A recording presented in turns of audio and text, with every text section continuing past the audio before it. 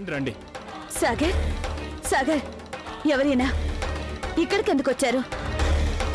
చూడన్నా, నాకు ఇంట్లో ఇంకో గొడవ జరగడం ఇష్టం లేదు. మమ్మీ రిజిస్టర్ గారీనా? నేను జాహ్నవి పెళ్లి చేసుకోబోతున్నాం.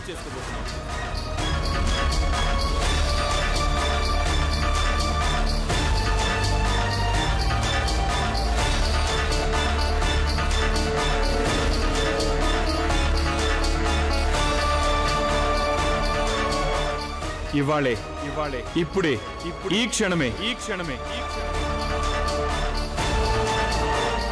అందుకే తీసుకొచ్చాను ఆయన్ని.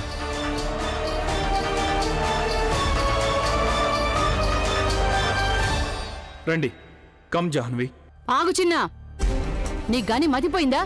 పెళ్ళంటే బొమ్మల పెళ్ళి అనుకుంటున్నావా? ఇలా పెళ్లి చేసుకోవడానికి పద్ధతి పడు లేకుండా పోయిందా? బంధువులకి స్నేహితులకి తెలియజేయకుండానే పెళ్లి చేసుకుంటాట పెళ్లి. దీన్ని బట్టి నీకు అసలు పెద్దవాళ్ల ఆశీస్సులు అక్కర్లేదనుకుంటున్నావా? నానమ్మ, రిజిస్టర్ మ్యారేజెస్ ఇలాగే అవుతాయి. నాకు ఆశీస్సులు లేకపోవడం ఏంటి? నీ ఆశీస్సులు ఉన్నాయిగా. మమ్మీ నాన్నగారు ఆశీస్సులు కూడా ఉన్నాయి. అవుంటే చాలు నాకు. ఇక ఆనవాయితీ అంటావా? సరే అయితే ఈ దండలున్నాయిగా, ఈ దండ నేను తనకు వేసేస్తాను. ఒక్క నిమిషం సాగర్.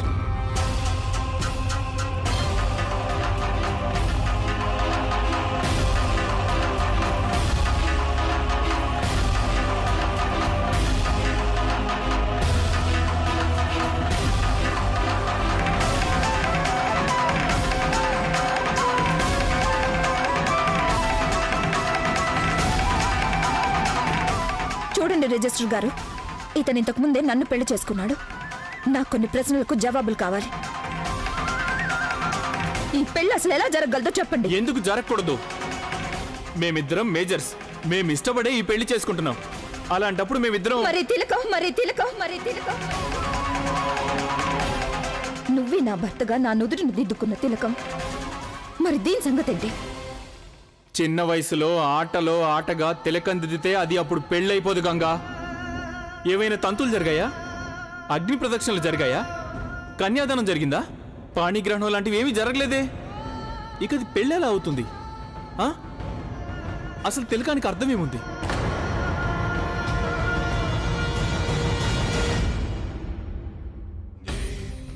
అందరి ముందు నువ్వు నా నుదుటిని తిలకం దిద్దావు. సదా నా వెంట ఉంటానని వాగ్దానం చేశావు. వాటన్నిటికీ నీ దృష్టిలో ఎలాంటి అర్థం లేదా? తమాషా అనుకో.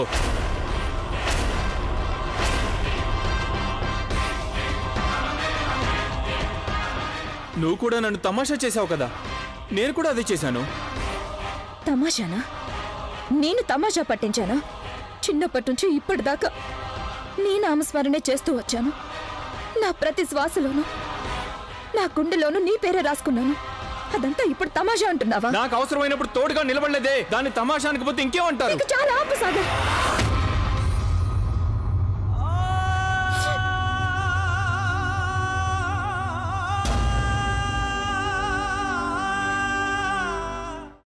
అమ్మా, అలాంటి వాళ్ళది నిజమైన ప్రేమ కాదు, అది వ్యామోహం. ఎగ్జాక్ట్లీ చిన్నత్త.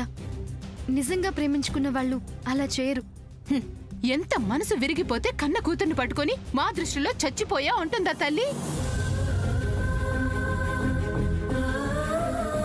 అది సరే అమ్మా. తన కూతురుతో తన మాట అనేటప్పుడు ఆమె మాటల్లో వ్యథ, కళ్ళల్లో బాధ గమనించావమ్మా?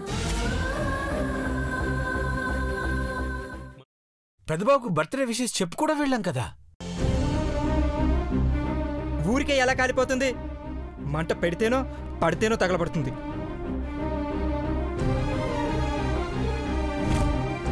కరెక్ట్ చిన్నబాబు. నీకొచ్చినట్టే నాకు డౌట్ వచ్చింది. పార్వతే షర్టును తగలబెట్టిందనుకుంటా.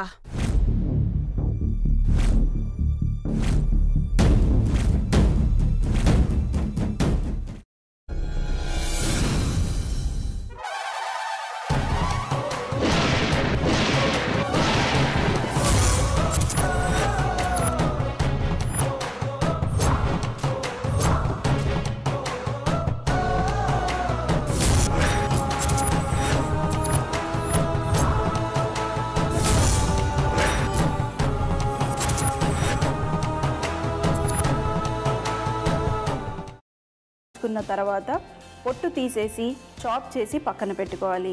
ఒక ప్యాన్లో కొద్దిగా నూనె వేడి చేసి అందులో ఆవాలు, మినప్పప్పు, శనగపప్పు, కరివేపాకు, సన్నగా తరిగి పెట్టుకున్న ఉల్లిపాయలు వేసుకుని 1 నిమిషం పాటు వేయించుకోవాలి. ఆ తర్వాత కాల్చి కట్ చేసి పెట్టుకున్న వంకాయని కూడా అందులో వేసుకుని బాగా మిక్స్ చేసి బౌల్లోకి ట్రాన్స్ఫర్ చేసుకుని అందులో తగినంత చిక్కటి పెరుగు లేదా పల్చటి పెరుగు వేసుకుని మిక్స్ చేసి అన్నంతో కానివ్వండి, చపాతీతో కానివ్వండి సర్వ్ చేసినా చాలా బాగుంటుంది.